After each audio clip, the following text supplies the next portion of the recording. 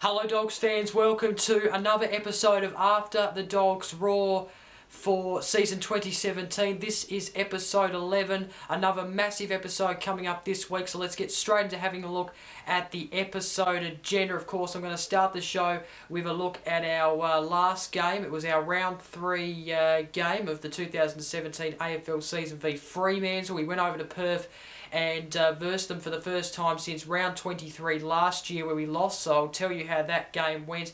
Of course, my votes from that game are coming up for the After the Dogs Roar Best and Fairest Award. Then a look at where we stand on the AFL ladder. And then we're going to look at the VFL for 2017. We're going to have a look at our VFL squad before getting into our round 1 encounter, which is taking place on Good Friday. Then going to have a look towards our AFL round 4 clash v North Melbourne. Of course, that's also a Good Friday game. And then following that, to end the show, is the 5 fan questions. Of course, the best 5 questions answered right here on the show from the Western Bulldogs supporters and fans. So let's get straight into having a look back at our round 3 encounter v Fremantle, which took place in Perth. So of course, on Saturday night, we took on Fremantle at Domain Stadium in Perth. This was our round 3 clash, of course, coming off 2 wins in our first 2 rounds of season 2017. So coming into this game, having some great form behind us. Against Collingwood, I guess, was not as great, but the game against the Swans was certainly fantastic. So we're coming into this game with a lot of form behind us, that's for sure. However, it seemed to start off in Fremantle's favour. They seemed to have the game under control throughout the first half, leading at both the quarter time and the half-time changes. So we got off to a very, very slow start in this game, which was not ideal, but of course you know that we got off to a bit of a poor start against the Swans, so that side of it kind of gave everyone a little bit of positivity going into the third quarter. We did actually come back in the third term and lead by 14 points, so we had the lead at three-quarter time by 14 points. However, that wasn't enough. Fremantle was able to produce really fast legs. They had fast legs, faster than us in this game. We looked a bit slow and I guess tired at times, and we were just kicking it to no one. We were kicking it inside 50 with no target at all, which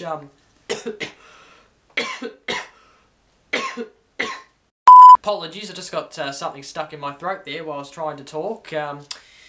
Apologies for that, but anyway, where was I saying? Yeah, we were just kicking it to no target at all, and yeah, Fremantle were able to win the game in the end by 16 points, which was not ideal. The final score being Fremantle 13-11-89, defeated the Western Bulldogs 10-13, 73.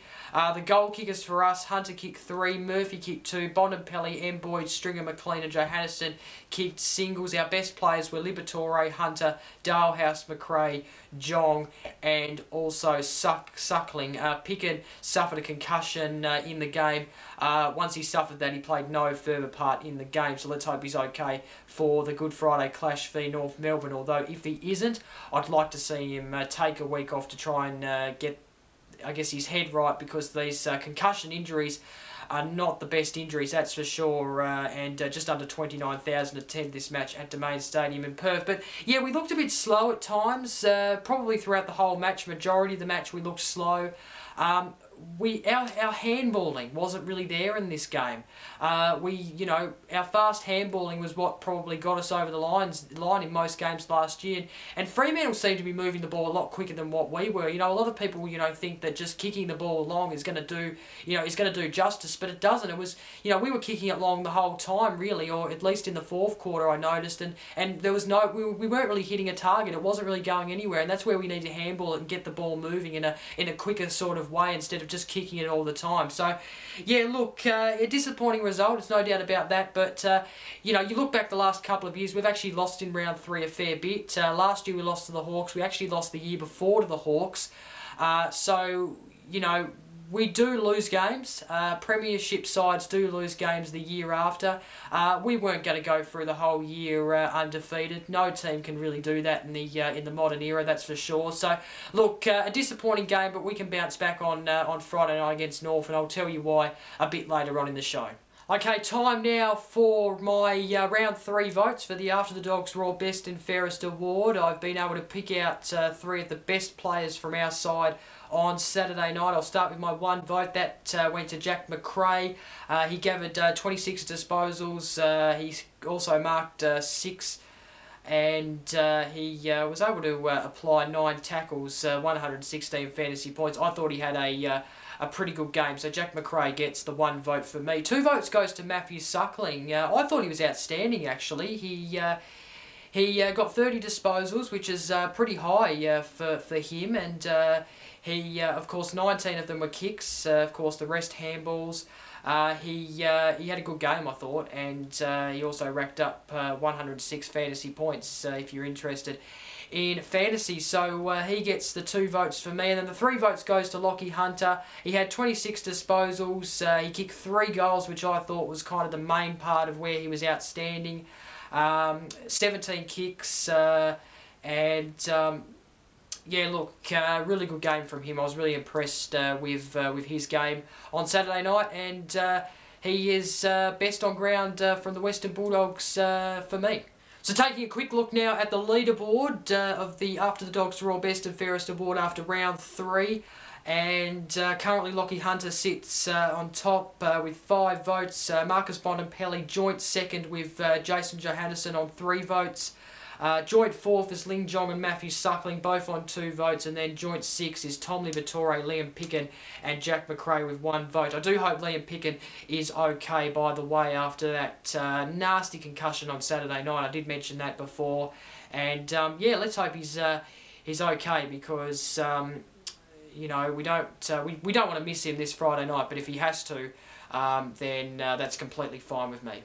Okay, time now to have a look at where we stand on the AFL ladder after round 3. Of course, it doesn't really matter too much at this point, although we have dropped to 9th. We were 8th after the first 2 rounds. We've now dropped to 9th, so we're just outside that top 8. You can see there that Hawthorn are down at the bottom of the ladder. That is a real fascinating sight, that is for sure. North Melbourne, we versed them on Friday, and they're currently second last, 17th, with no wins on the board. So that is where we stand. We stand 9th on the ladder after round 3. Okay, time now to have a look at our 2017 VFL squad. The VFL starts, well, it actually started on the weekend, but our Footscray side begin their season of 2017 this Friday. We'll have a look at the game in just a couple of minutes' time. But yeah, we were premiers last year, so we're coming into this season being the reigning premiers, and well, we are looking to go back to back, I reckon, in the reserves competition, the Victoria Football League. Let's have a look at the squad. We have got a few players on the list that have come from AFL sides, notably Lachlan Dalglish from Essendon, Jordan Stanley from St Kilda, Matthew Goodyear is from Collingwood. We also have Jordan Russell from Collingwood and Colton, and yeah, there's a couple from TAC Cup sides. You can see there Billy Gowes is from the Oakley Chargers, Joshua Joshua Patillo is from Gipsy Power. There's a few others on there as well. We have Sean Watt, who is from Williamstown. It's a very interesting list. Of course, we also have our rookies being a part of that team as well, of course, when they're not playing AFL. So yeah, it's going to be interesting to see how our VFL side goes after their grand final success last year. So now let's have a look at the opening game for our Footscray VFL side. They're taking on Box Hill Hawks on Friday, Good Friday the 14th of April. 12 p.m. this game will start, and it's at our beautiful Victoria University Whitten Oval. So yeah, looking forward to this game. Of course, for those who are living in Victoria, in Melbourne, you can go to this game and then head to the Etihad Stadium straight after for our AFL fixture, our Round 4 fixture v North Melbourne. And as mentioned, our Round 4 encounter is against North Melbourne on Good Friday, Friday the 14th of April, starting at 4:20 p.m. at Etihad Stadium. You can watch all the action on 7 and Fox Footy. This is the first AFL Good Friday match, the first ever AFL match to be played on Good Friday, and how special is it that we get to be a part of it? Let's have a look at some facts to do with these two sides. Both teams met last year, twice actually, with each winning one each. The Dogs have won 2 of the last 3 against North Melbourne. And of course, like I mentioned, the first match to be played on Good Friday, both teams coming off round 3 losses. So both teams wanting to basically get a win this round, and we are one of them, of course. I actually got a look at North Melbourne live on Saturday at Blundstone Arena in Hobart. They took it up to the Giants for a half, and that's kind of been the trend in the last couple of games. Maybe not so against Geelong, but the Eagles, they definitely did take it up to the Eagles in the first half. So I'm actually expecting North Melbourne to take it up to us in the first half, but I would think that we would be a fair chance of being far too strong in this match later on. So considering our poor starts in the last couple of weeks to first quarters, we've got to really watch ourselves, but I reckon we'll be far too strong. I reckon we will bounce back this week. It's going to be a really special match. Really looking forward to it. Friday, 4:20 p.m. I'm really looking forward to going to spend my Good Friday with my family, and then coming home to watch the Dogs take on North Melbourne and hopefully bounce back. I'm backing us to do so. Okay, time now for the 5 fan questions. This is where I pick the best 5 questions asked by you, the Western Bulldog fans, and answer them here on the show in this segment. I'll start with the first one, basically asked by Robert Wilson. It states, do you think there should be a salary cap on what a player can be paid a year? Probably not, to be honest. If a club wants to go ahead and pay a player more than any other player on their list, then they're entitled to do so. It's like us with Tom Boyd. You have to kind of have these big name players who get paid a lot of money. It's just the way the game is. It's just the way sport is, to be honest. There's lots of stars who get quite a bit of money that break records, and yes, it's just the way that sport is.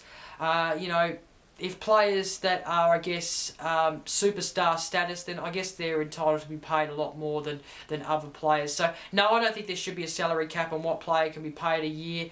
Like I said, a team is entitled to go and pay a player lots and lots of money if they think they're good enough. And we know that's been surrounding last week with the Josh Kelly business. Of course, Tom Boyd, a perfect example of that. It's just the way, like I said, just the way sport is, to be honest. Players who are at superstar status probably earn the right to be paid lots of money a year.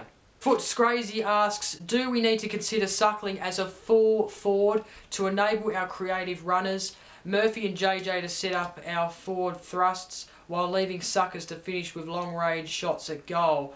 It's an interesting one. I guess you could pop him up forward every now and again, because he does have that real long kick, and he was pretty impressive, I thought, on Saturday night. Played a really good game.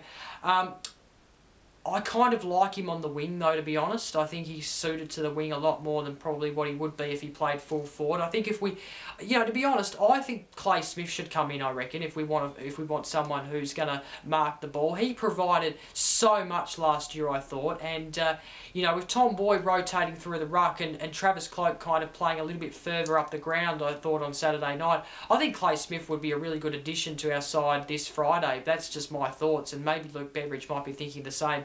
I'm not quite sure. You could try it. It could work. Suckling might be able to go up forward. Murphy and JJ, you could pop up forward as well. But I do like Suckling on the wing. I think it's worth bringing Clay Smith into the side. That's just my view. I think, premiership player. He did very well once he come back from his injuries, and I don't know why we haven't put him into the side yet. I know it's been hard to slot players into the side just with how many players we have, but I reckon bring him in this Friday. I reckon he would be a good addition to I reckon the full forward position. I reckon he can play that position very, very well. I'm confident about that. Red WB asks an interesting question. Do Bulldog supporters support attending footy on a religious holiday, or does it impact on family celebrations and traditions? It's an interesting one. I'm not really sure how to go about this because, look, I'm not really religious in any way, shape or form, really. I'm not Christian. I don't really follow any religion. However, I do have this tradition of going up to my grandparents' house each and every Friday to have lunch, to have fish, and just to be together. And that's kind of been a tradition that's been in my family for a long time now. However, that is at lunchtime. So I would have no problems, if I lived in Melbourne, I would have no problems going to my grandparents' house for lunch and then heading to the football after that. I'd have no problems with that.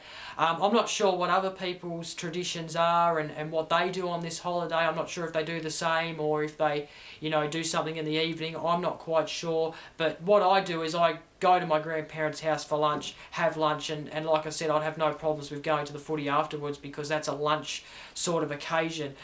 It probably will impact on people. There will be people that this does impact on in terms of their celebrations and traditions. But I think being the time slot it's at, I think it's a perfect time. It should slot into most people's, availability on this holiday. And look, I know here in Tasmania we have actually been playing football on Good Friday for a couple of years now, and it seems to have worked. Okay. So.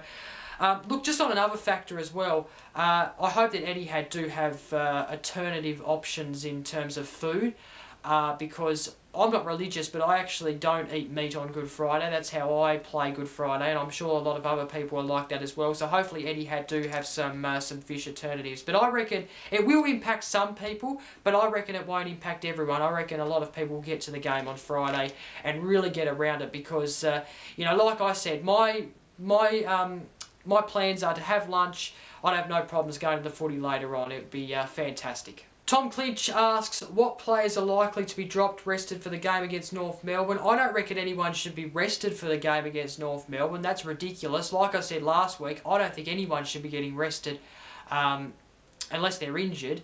I don't reckon anyone should be getting rested at this early stage of the year. It's only round 4, so everyone should be fit and raring to go for this week. I reckon Liam Picken, though, will probably be a high chance of not playing this week. Concussions can be very bad things that can happen to a player. They can, I think it's proven that it can mess up your mind a little bit. So, I reckon we will get a rest, I guess, this Friday because we don't want him to do any damage to his head or anything like that. So I reckon he might be the player that gets that goes out, and that's not based on form. That's based on his injuries. I'm not really sure who else will be dropped, to be honest. There will be some changes, I reckon. I'd like to. If you want to know an inclusion, like I said before, Clay Smith, I'd like to see him come in for someone. I reckon he'd be a good inclusion to the forward line, in my opinion. Last but not least, Belinda asks, would Bevo consider Will Minson to help Campbell this week? Of course, Michael Gutterson also asked this question as well. A couple of people did on the post. How funny was that? In fact, I would assume that journalist was a Perth-based journalist, and I think they tend to not know as much as what we might do in Melbourne and so forth. So yeah, he's clearly a Perth-based journalist that didn't know what was going on. So yeah, look, on the basis of that though, do we actually think someone should actually come in and actually support Campbell this week? Should English possibly come in? I'm not sure if he's fit. I'm sure you can all tell me about that. I haven't actually seen anything about English, whether he's actually fit or not, because I know he was injured at the start of round one. So if he's fit, maybe he should come in and support Campbell. I know Boyd is supporting Campbell at the moment, and he's kind of doing an okay job, although I have stated before that I like to see him a bit more up forward than the ruck role, although he has stated before that he enjoys the role. But yeah, very funny event happening on Saturday night where a journalist asked Luke Beveridge if Will Minson was going to come in and support Campbell. Found that quite funny, and yeah, lesson learned. If you're going to be a journalist, do your research before you get to the press room. And that is it for this episode of After the Dogs Roar, episode 11. Thank you very much for watching. Of course, don't forget to like, comment and share this video. Subscribe, because a new episode of this will be coming out every single week, so do stay tuned for that. Of course, the only way you can do that is by subscribing, and of course keeping up to date with the Western Bulldogs forum if you are involved in it. So that is it. Hope you enjoy the Good Friday match on Friday if you're going against North Melbourne. I am going to be happily watching from my home and really enjoying the match, and let's hope the Dogs can bounce back this week. Last week was a shocker, we all know that, but we are more than capable of bouncing back this week, so let's stay positive and go Dogs. Bye for now.